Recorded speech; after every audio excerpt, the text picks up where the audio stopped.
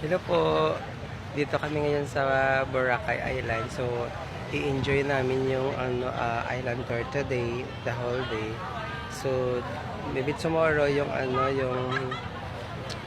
the morning parasailing, um, and then yung banana boat ride or IOF activity. So, kakayanin, depende kung kakayanin ng oras. And that's it. So, ito pala yung ganda ng Boracay. Ika nga sinasabi ni Rizal na huwag maging dayuhan sa sariling bayan. Oo nga naman, maganda. Kasi even the foreigners,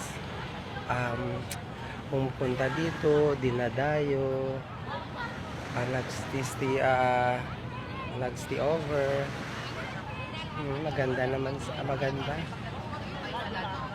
So, dapat tayo, we Filipino, dayuhin din natin yung Boracay, Philippines. Mabuhay!